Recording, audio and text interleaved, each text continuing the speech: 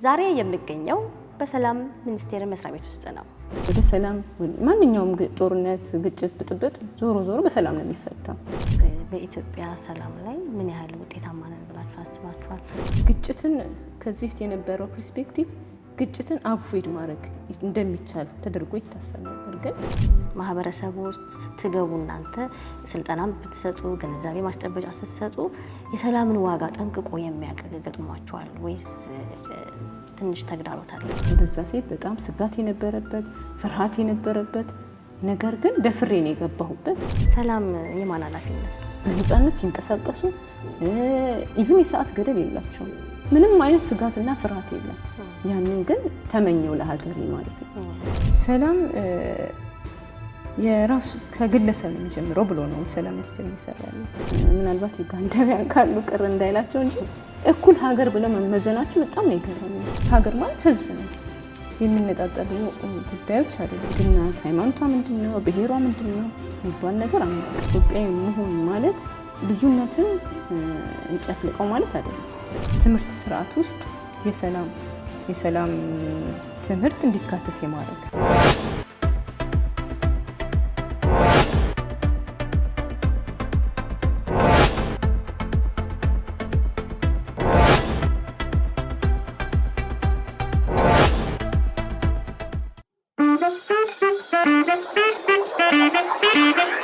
ባለፉት ጊዜያት የተለያዩ ፕሮግራሞችን በሃርመኒ ቲዩብ ስናቀርብ ቆይተናል። በአሁኑ ሰዓት ፕሮግራማችንን በማስተካከልና በአዲስ ይዘት በማዘጋጀት ወደ እናንተ ይዘን ለመቅረብ ዝግጅታችን ጨርሰናል። ውሎ በሃርመኒ ተረኛ ነኝ። የኔ ኢትዮጵያ አሁን እጃችን ላይ ያለችውን ኢትዮጵያ ምን እናድርጋት እና አጓጊ የወንጀል ምርመራ ታሪኮችን ይዘን የምንቀርብበት ፕሮግራም ጨምሮ ወቅታዊና በየቀኑ በተወዳጁ ጋዜጠኛ ይሁን ደመቀ ተዘጋጅቶ የሚቀርብላችሁን ዜናዎችን ስጥልን ተመልካቾቻችን። በኤችቢኤስ ስቱዲዮ ተዘጋጅቶ ወደ እናንተ የሚደርሰው የሰዓቱ የሃርመኒ ዜና እነሆ ጀመረ። ለእናንተ እናደርሳለን። በሃርመኒ ቲዩብ ተዘጋጅቶ የሚቀርቡ አስተማሪና አዝናኝ ፕሮግራሞችን ለመከታተል የሰብስክራይብ ምልክቱን ይጫኑ። አዳዲስ ቪዲዮዎችን በምንለቅበት ጊዜ መልእክት እንዲደርሱ የኖቲፊኬሽን በተኑን ይጫኑ። መርጠው ስለሚከታተሉ እናመሰግናለን። ወደ ፕሮግራሙ እንመለስ። ሰላም ጤና ይስጥልኝ። የተወደዳችሁ የሃርመኒ ቲዩብ ቤተሰቦች እንዴት አላችሁ? ይህ በኤችቢኤስ የተዘጋጀ በሃርመኒ ቲዩብ የሚቀርብላችሁ የኔ ኢትዮጵያ የተሰኘው ዝግጅታችን ነው። አዘጋጅቼ የማቀርብላችሁ እኔ ፍሬዘር ነጋሽ ነኝ።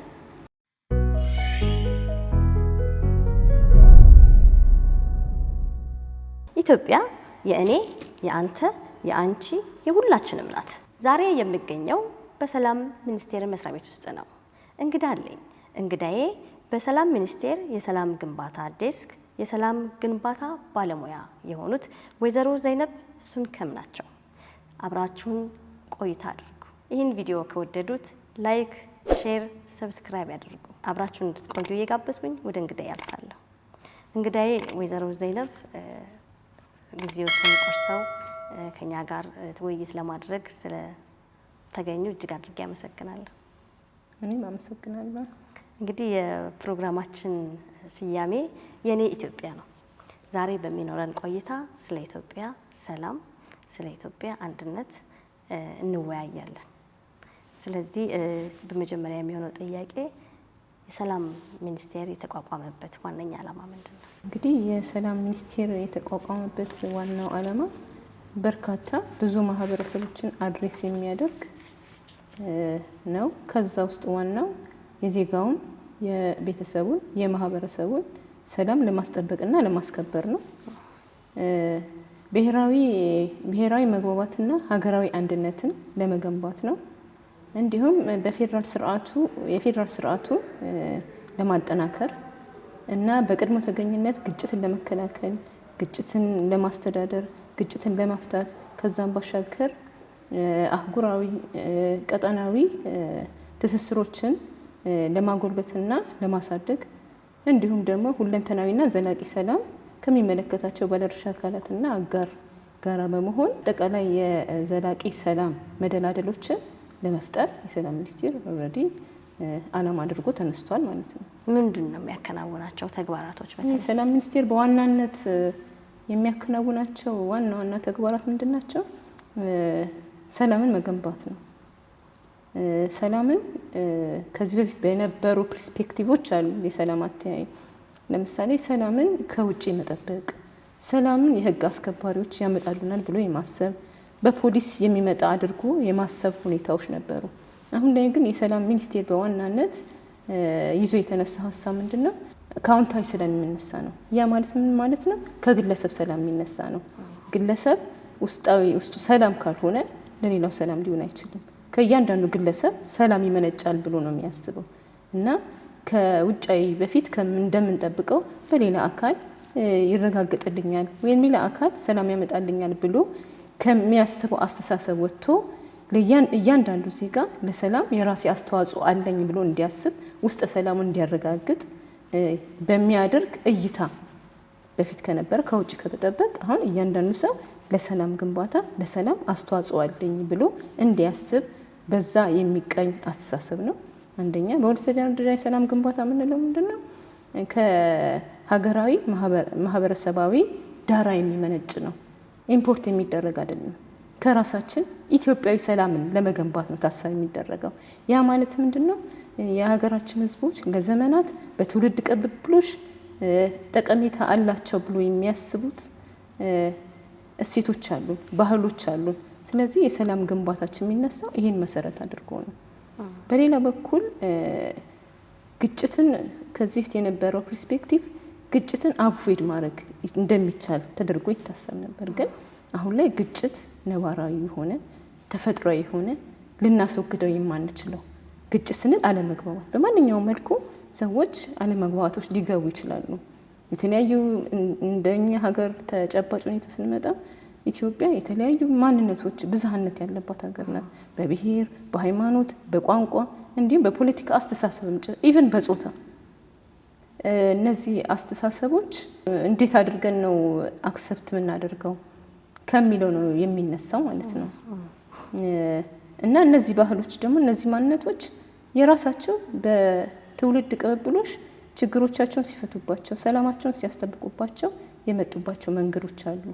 ስለዚህ ይሄንን እንደ አንድ እሴት ይዘን ኢትዮጵያዊ ሰላምን እንገነባለን ወይንም የሚፈጠሩ አለመግባባቶችን አሁን ቅድም እንዳልኩኝ ሰላም በተለያየ ምክንያት ልዩነት ሊፈጠር ይችላል ቅድም ባነሳናቸው። ዋናው ግን ግጭቶችን እንዴት አድርገን እንፍታ። ሰላም ሚኒስቴር በዋናነት አሁን የሚሰራው ምንድነው?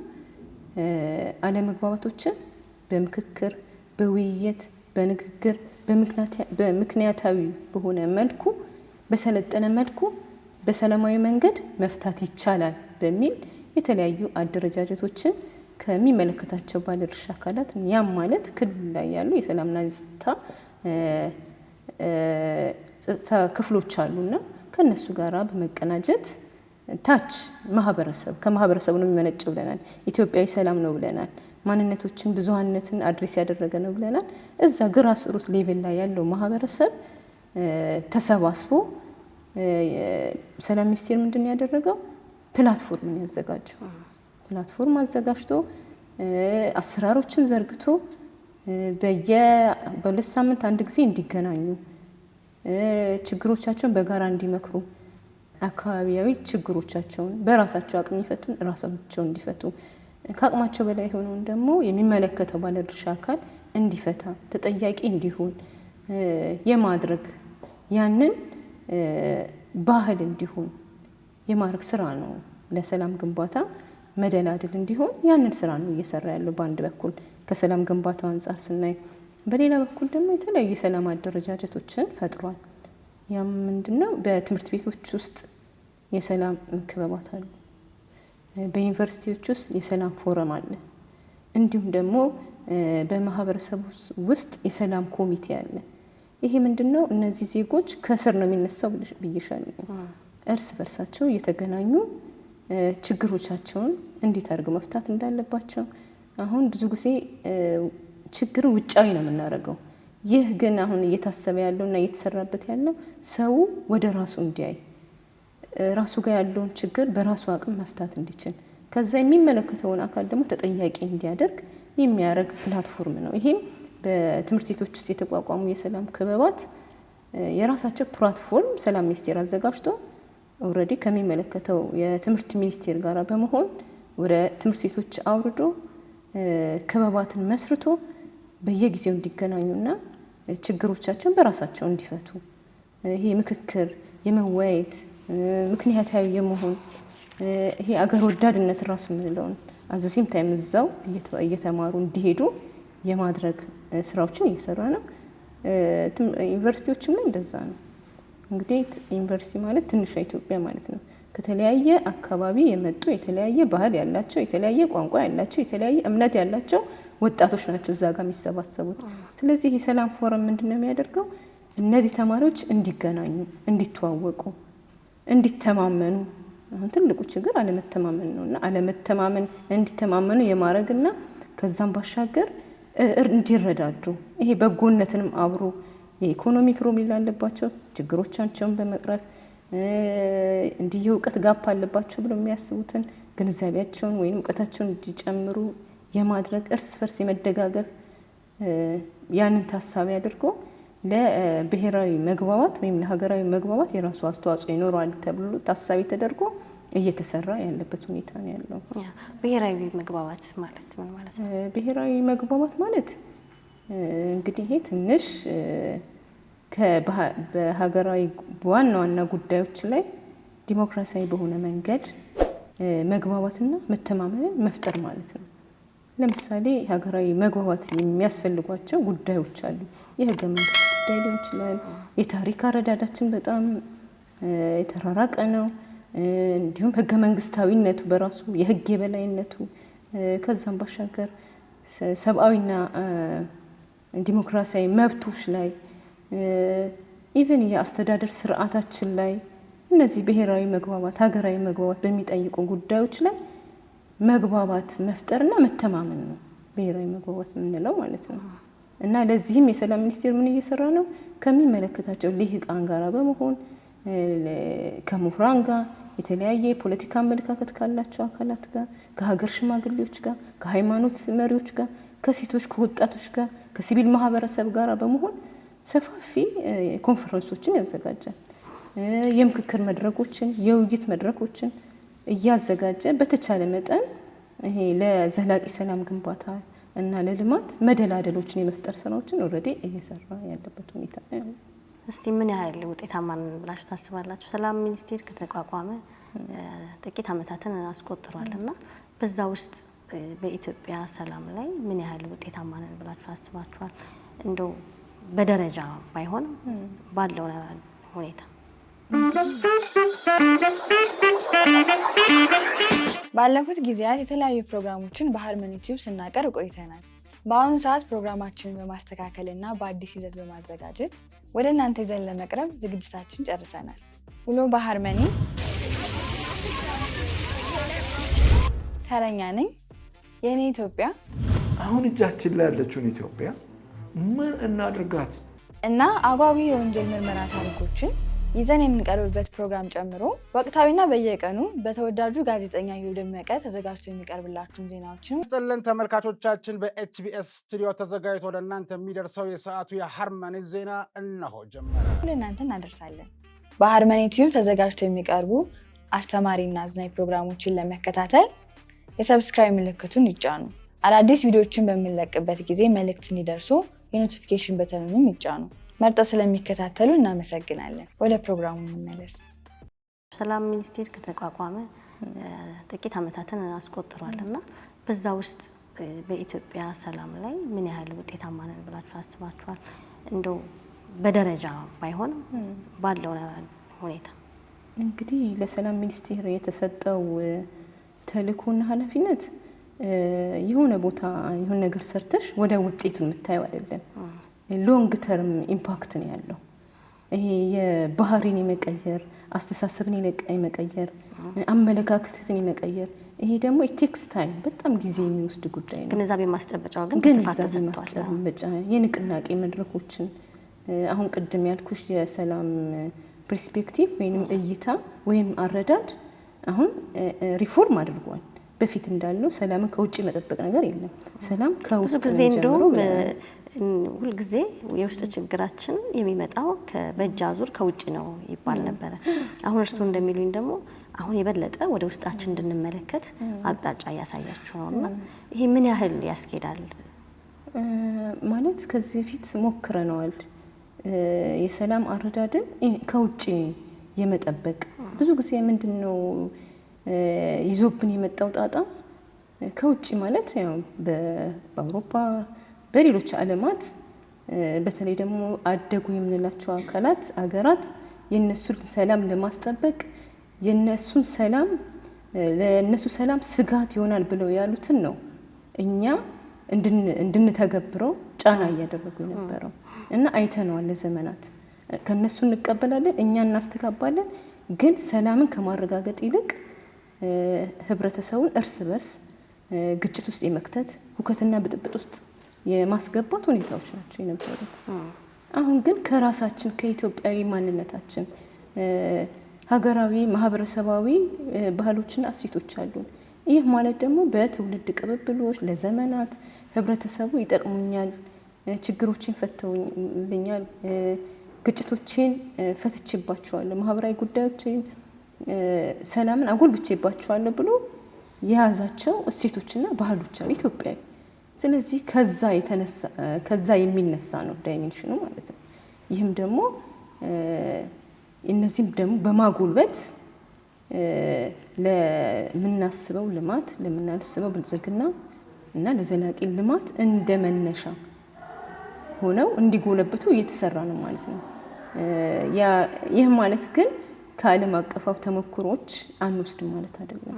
ሁለቱን አስተሳስረን ጊዜው የሚፈልገውን ከጊዜው ጋር አሰላስለን ጠቃሚ የሆነውን እያሳደግን እያጎለበትን ለመሄድ ነው። እንግዲህ በተቻለ መጠን በዚህ የተቃኘ ነው የሰላም ግንባታ ስራችን። እኛ ኢትዮጵያውያን መቼም የሰላም ዋጋ ስንት ነው ብንባል በጣም መዝነን አስበን አቅደን የምንናገረው ነገር ነው። ምክንያቱም ከቅርብ ጊዜ ወዲህ በውስጣችን በተፈጠሩ ነገሮችና ይሄ ግንዛቤ አለ ወይ? ማህበረሰቡ ውስጥ ስትገቡ እናንተ ስልጠናም ብትሰጡ ግንዛቤ ማስጨበጫ ስትሰጡ የሰላምን ዋጋ ጠንቅቆ የሚያገገጥሟቸዋል ወይስ ትንሽ ተግዳሮት አለው? የሰላም ጉዳይ የሁሉም ኢትዮጵያዊ የህልውና ጉዳይ ነው እና ስለ ሰላም ሁሉም እጁን ዘርግቶ ነው የሚቀበለው። እስካሁን ከሰላም ተቃራኒ ሆኖ ከኛ ጋር የቆመ አካል የለም። ከዛ ባሻገር እንደውም አብሮ ለመስራት ለመተባበር ዝግጁ የሆነ ማህበረሰብ ነው ያለን። በተለይ ታች ያለው የማህበረሰብ ክፍል ለሰላም ያለው ቀናይነት አብሮ ለመስራት የሚደግፈው አካል የሚፈልግ ነው እና እጁን ዘርግቶ የሚቀበል የማህበረሰብ ክፍል ነው ያለው። እውነት ለመናገር የኢትዮጵያ ሕዝብ ለሰላም የትኛውንም ዋጋ ለመክፈል ዝግጁ ነው። ምክንያቱም መሰረታዊ ፍላጎቱን ትንሿን መሰረታዊ ፍላጎት ለማሟላት ሰላም፣ አንጻራዊ ሰላም መኖር አለበት። ልማትን ብልጽግናን ለማሰብ ሰላም መኖር አለበት። ስለዚህ ሰላም የህልውናው መሰረት እንደሆነ የኢትዮጵያ ሕዝብ የትኛውም ነው በሄድኩበት አቅጣጫ ያለምንም ቅድመ ሁኔታ ነው የሚቀበል። እንደው የሰላምን በተመለከተ ትልቁ ዋነኛው ነገር ሀገር መውደድ ነው። እንዴት ነው ያ ሀገርን መውደድ ላይ መስራት የሚቻለው? ወደዛ መምጣት የሚቻለው እንዴት ነው? መገለጫው ምንድን ነው? አንድ ሰው ሀገሬን እወዳለሁ የሚለው ምን ሲያደርግ ነው? እኔ እስከሚገባኝ ድረስ ሀገርን መውደድ ህዝብ መውደድ ነው አይደል? ለህዝብ ማገልገል ነው፣ ለህዝብ መሞት ነው።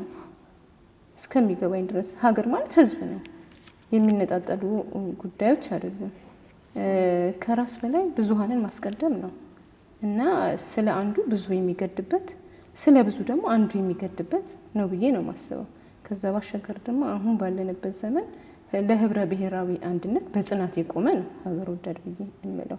እንዲሁም ለማህበረሰባዊ ባህሎችና ለብሔራዊ ጥቅሞች የሚያከብር ነው፣ እንዲያድግ የሚተጋ ነው፣ የሚያሳድግ ነው እና ሀገር መውደድ የማስበው እኔ በዚህ የሚገለጽ ይመስለኛል።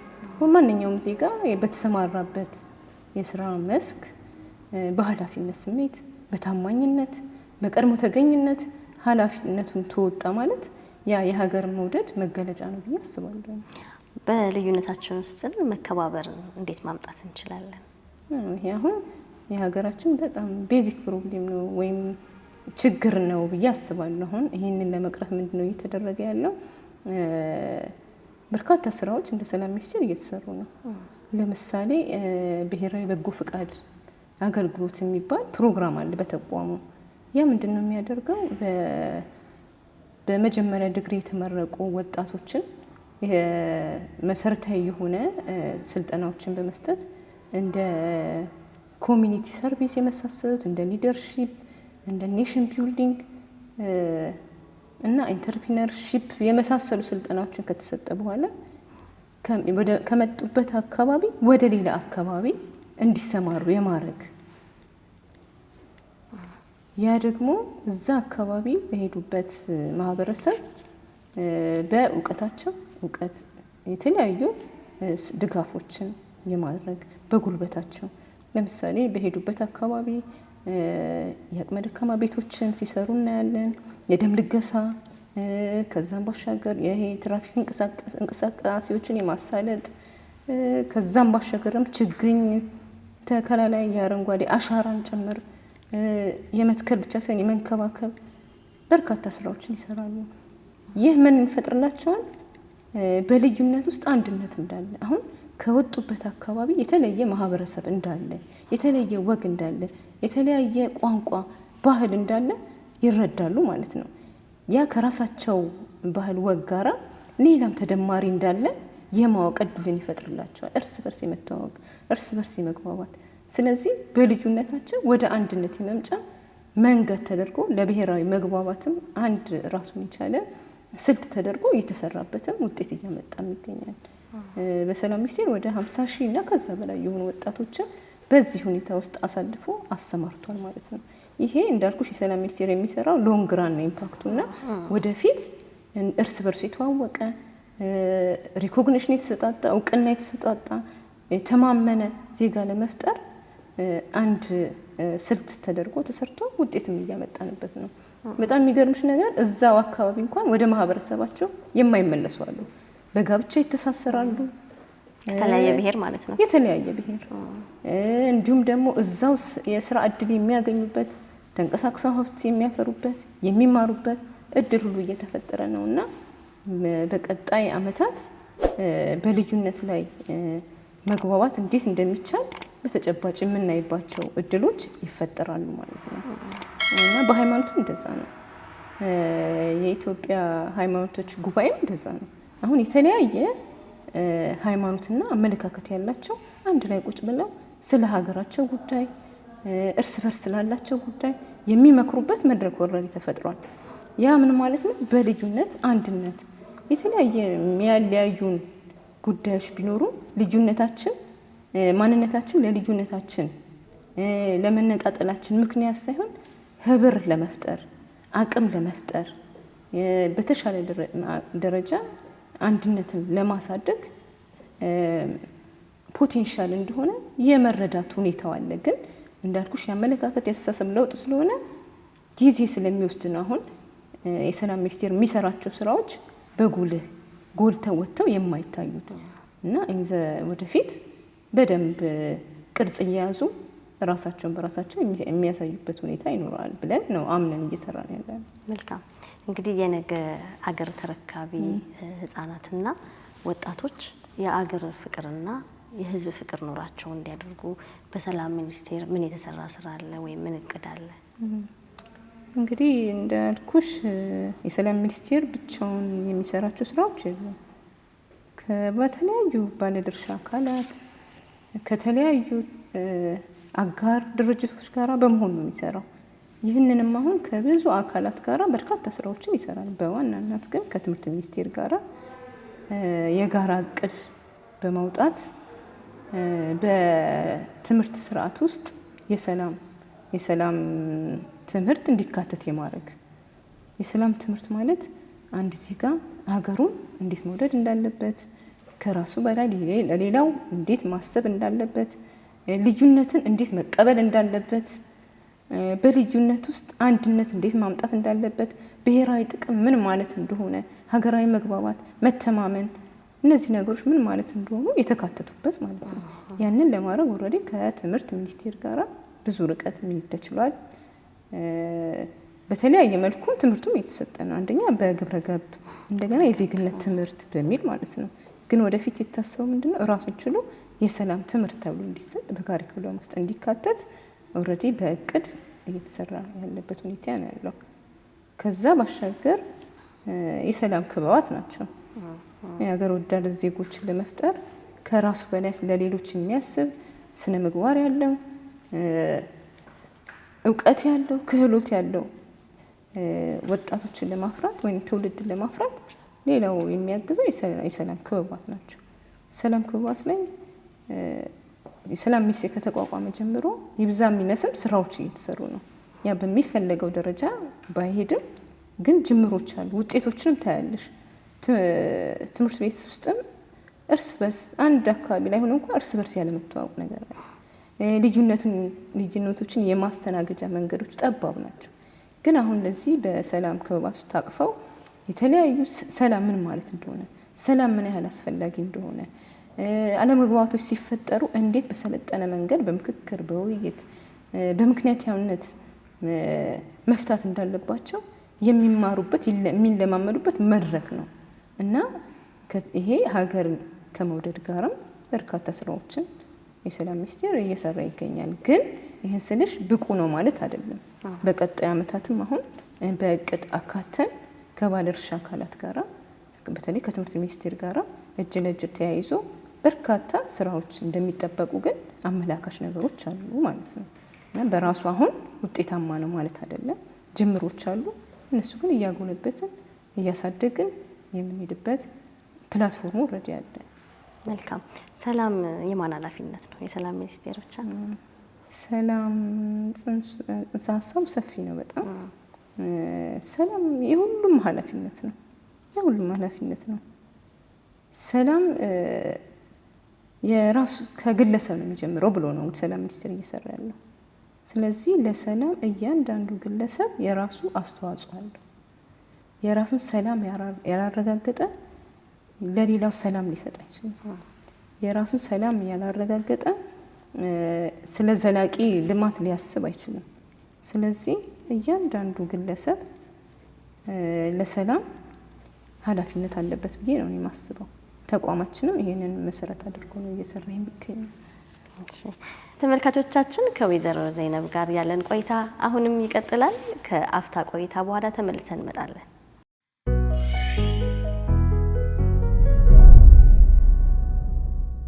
በተለያየ የሰላም ግንባታ ሂደትና ስለ ሰላም ሚኒስቴር ውይይት አድርገናል።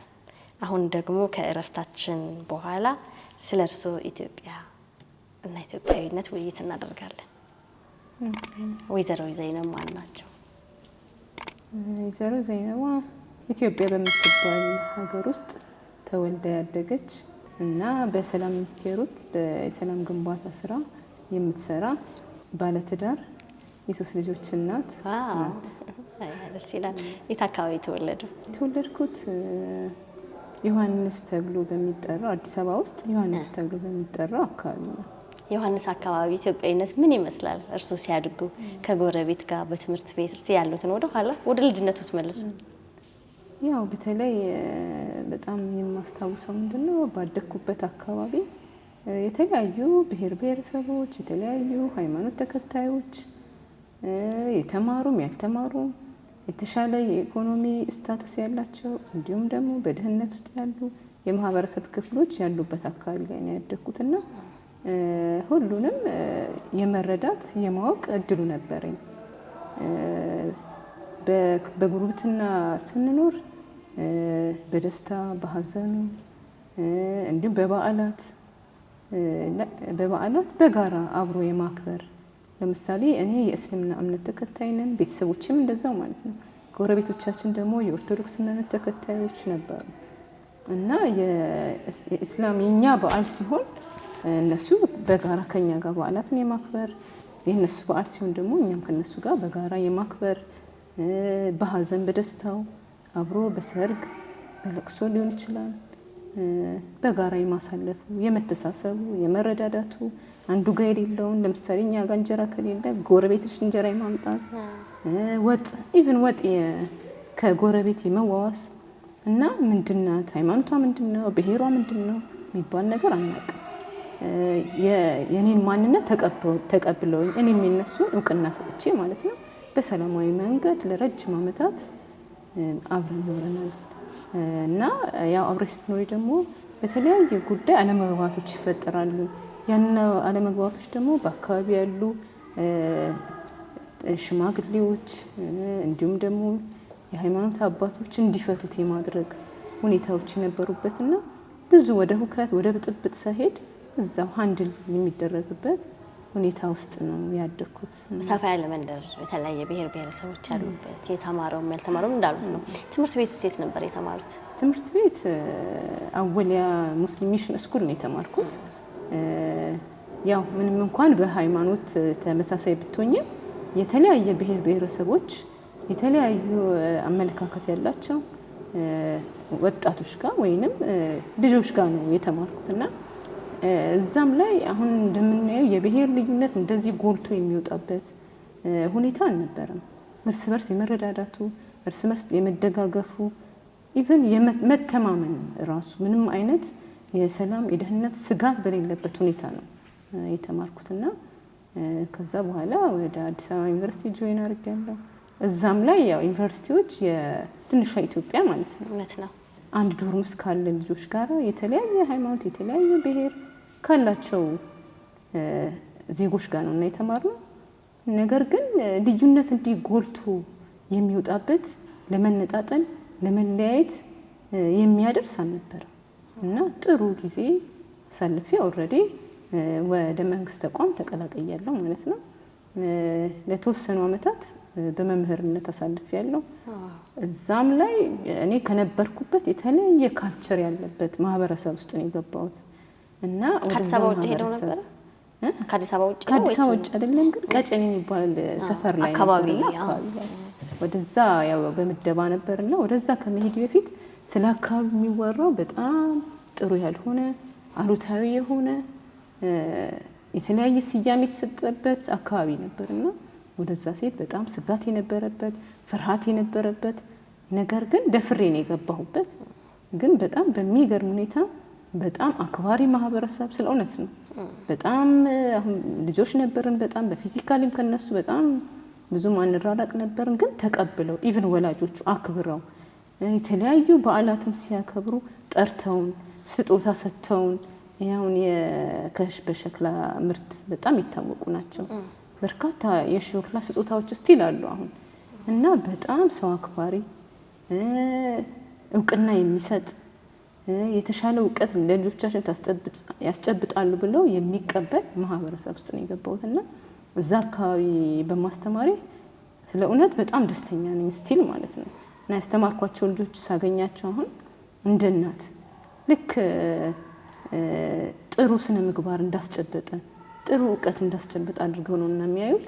ያንን ህይወት እጅግ በጣም አድርጌ ደስ ይለኛል። ፕራውድ ነው ኩራት ነው የሚሰማኝ ያንን በመስራቴና ይሄንን ይመስላል። በጣም ደስ ይላልና በተለይ ከማህበረሰብ ጋር ተቀላቅሎ ማህበረሰብን ማወቅ ትልቅ ነገር ነው።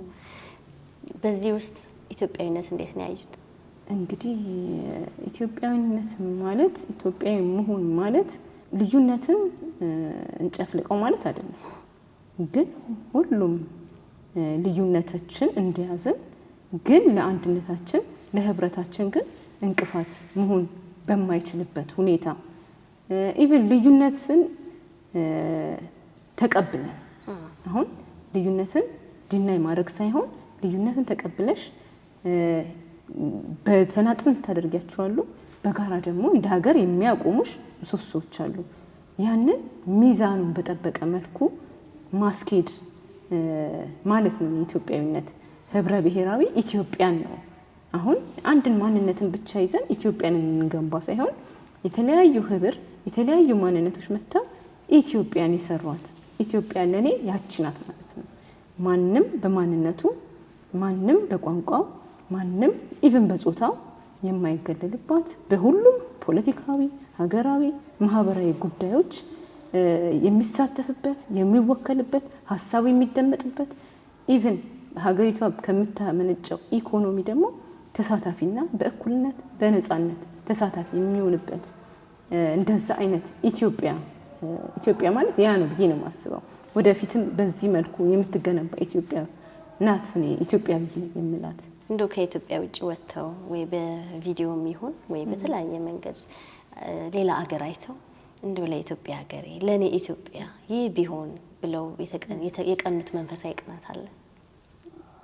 አዎ ምንድነው አሁን በእርግጥ በተለያዩ ኦንላይን ሚዲያዎች የተለያዩ ሀገራትን የማየት መረጃ የመውሰድ ልምምዶች አለኝ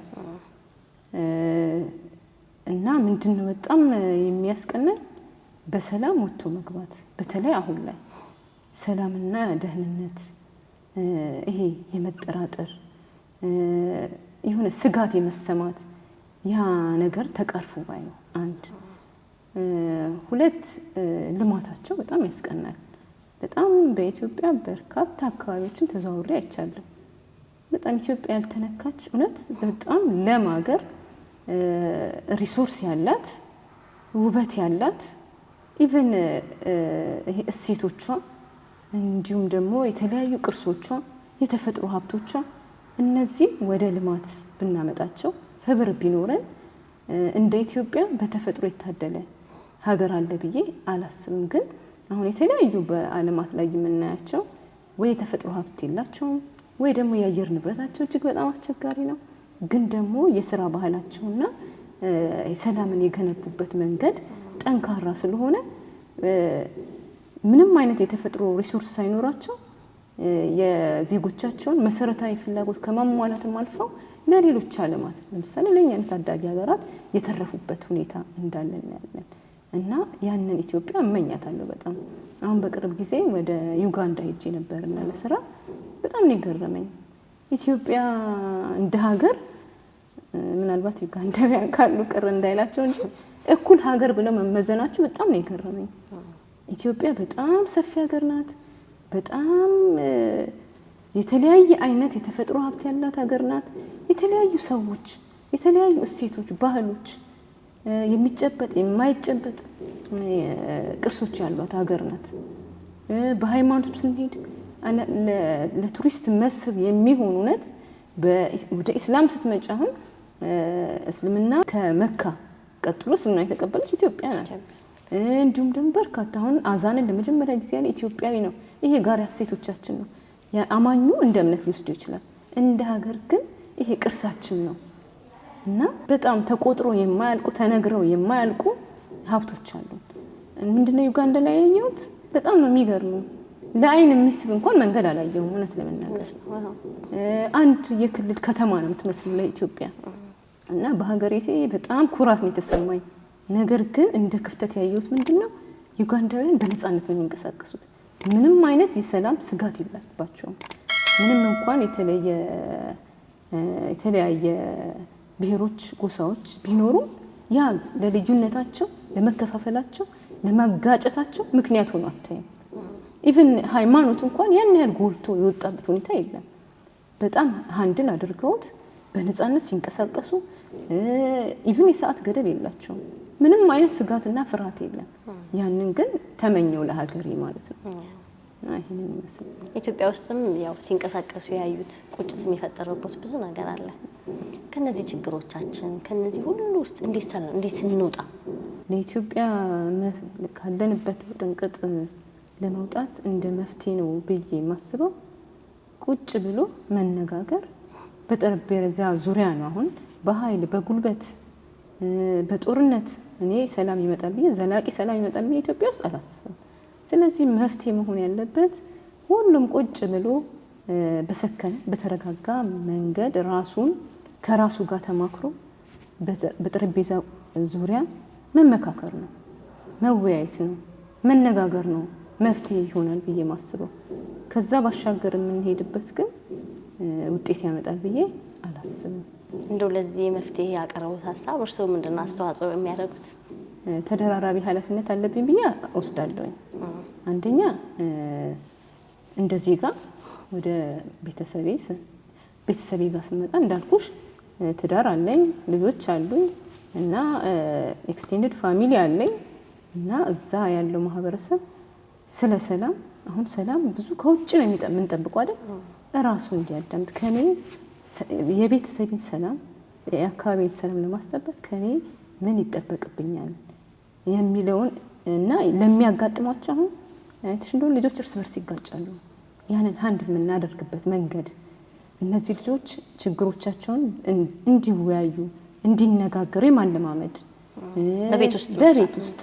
በቤተሰብ ውስጥ ከዛ ባሻገር ደግሞ እዛው የኔ ኃላፊነት ነው ብዬ የማስበው ሀገራቸውን እንዲወዱ ከራሳቸው በላይ እንዲያስቡ በጎነትን እንዲለማመዱ የመስራት ጄኔሬሽን ሰላም ይሰራል። ስለዚህ በእለት ተዕለት እንቅስቃሴ ያንን የማድረግ ኃላፊነት አለብኝ ብዬ አስባለሁ። ከዛ ባሻገር ደግሞ ወደ ማህበረሰብሽ ትውጫለሽ፣ ወደ አካባቢሽ ትውጫለሽ። አካባቢሽ ላይ በጎ ነገሮችን ለማድረግ ይሄ አካባቢሽ ላይ ከሚኖሩ ማህበረሰቦች ጋራ በደስታውም በሀዘኑም ኢቭን ቤተሰብሽ ግንኙነት ጥሩ የሆነ ግንኙነት እንዲኖራቸው የማድረግ የሚፈጠሩ ችግሮችን በምክክር በውይይት እንዲፈቱ የማድረግ ኃላፊነት አለብኝ ብዬ አስባለሁ። ከዛ ባሻገር ደግሞ እንደ ሴት ደግሞ ሌላ ኃላፊነት አለ። እንደ ሴት ኃላፊነት በጣም እኔ የሚቆጨኝ ነገር ምንድነው? ብዙ ጊዜ ሁከት፣ ብጥብጥ፣ ጦርነት ሲፈጠር የመጀመሪያ ተጠቂው ሴቷ ናት። ከአካባቢ ትሰደዳለች፣ ባሏን ታጣለች፣ ልጆቿን በጦርነት ታጣለች። ወደ ሰላም ሲመጣ ግን ሴቷ የለችም።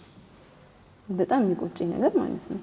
ወደ ሰላም ማንኛውም ጦርነት፣ ግጭት፣ ብጥብጥ ዞሮ በሰላም ነው የሚፈታው።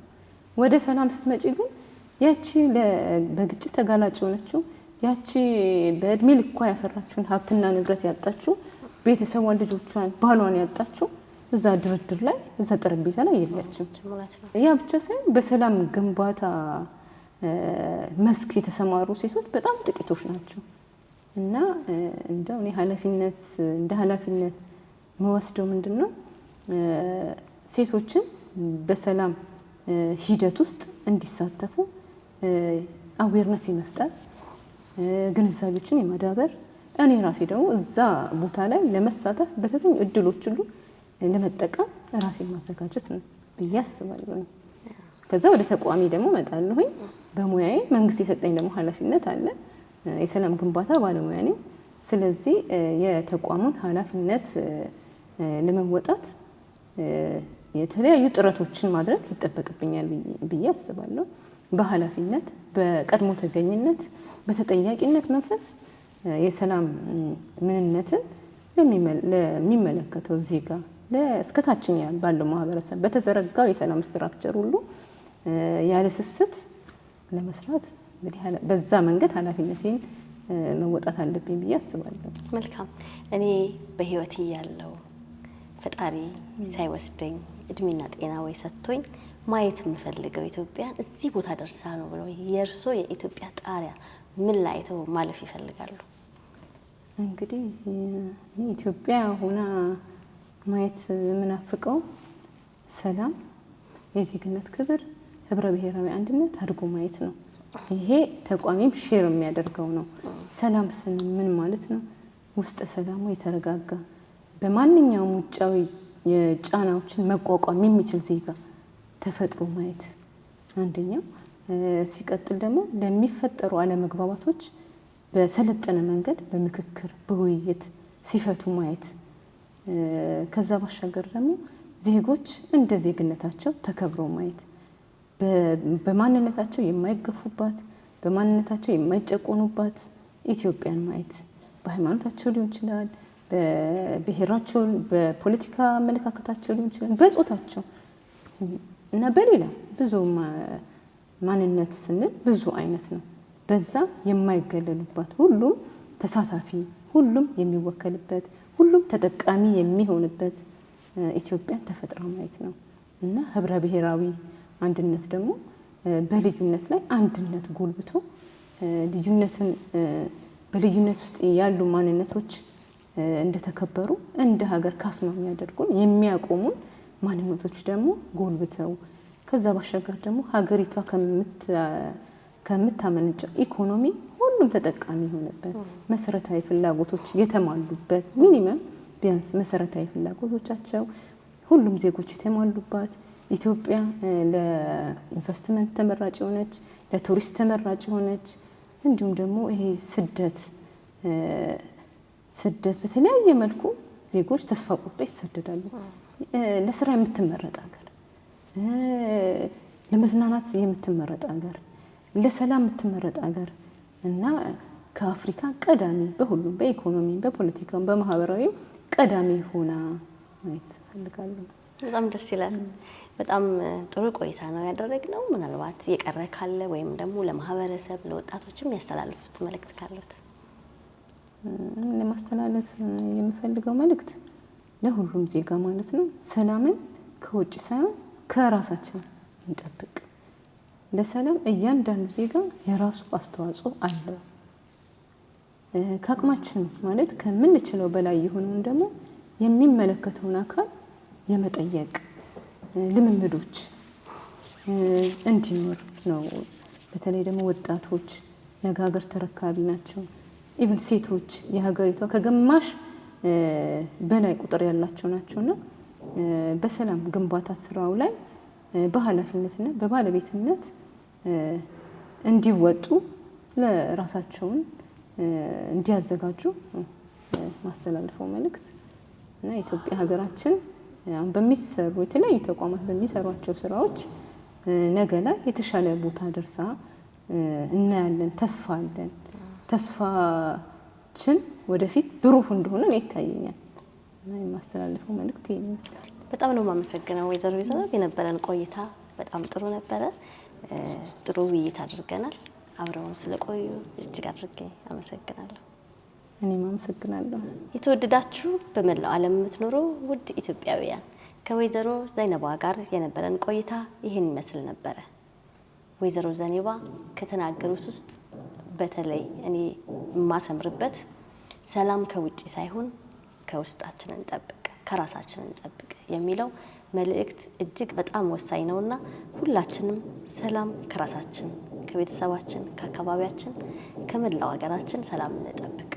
ሰላም የሚጀምረው ከራስ ነውና ብለውናል። ስለዚህ አብራችሁን ስለቆያችሁ ኢትዮጵያውያን እናመሰግናለን። ስለተከታተላችሁን እጅግ አድርገን እናመሰግናለን። አዳዲስ ቪዲዮ እንዲደርሱ ሰብስክራይብ በማድረግ ቤተሰብ ይሁኑ። ይህን ቪዲዮ ደግሞ ከወደዱት ላይክ፣ ሼር፣ ኮሜንት በማድረግ ድጋፉን ያሳዩ። እናመሰግናለን። ደህና ሁኑ። ባለፉት ጊዜያት የተለያዩ ፕሮግራሞችን በሀርመኒ ቲዩብ ስናቀርብ ቆይተናል። በአሁኑ ሰዓት ፕሮግራማችንን በማስተካከል እና በአዲስ ይዘት በማዘጋጀት ወደ እናንተ ይዘን ለመቅረብ ዝግጅታችን ጨርሰናል። ውሎ በሀርመኒ ተረኛ ነኝ። የኔ ኢትዮጵያ አሁን እጃችን ላይ ያለችውን ኢትዮጵያ ምን እናድርጋት እና አጓጊ የወንጀል ምርመራ ታሪኮችን ይዘን የምንቀርብበት ፕሮግራም ጨምሮ ወቅታዊና በየቀኑ በተወዳጁ ጋዜጠኛ ኢዮብ ደመቀ ተዘጋጅቶ የሚቀርብላችሁን ዜናዎችን ስጥልን ተመልካቾቻችን። በኤችቢኤስ ስቱዲዮ ተዘጋጅቶ ወደ እናንተ የሚደርሰው የሰዓቱ የሀርመኒ ዜና እነሆ ጀመረ። ለእናንተ እናደርሳለን። በሀርመኒ ቲዩብ ተዘጋጅቶ የሚቀርቡ አስተማሪና አዝናኝ ፕሮግራሞችን ለመከታተል የሰብስክራይብ ምልክቱን ይጫኑ። አዳዲስ ቪዲዮዎችን በምንለቅበት ጊዜ መልእክት እንዲደርሱ የኖቲፊኬሽን በተኑን ይጫኑ። መርጠው ስለሚከታተሉ እናመሰግናለን።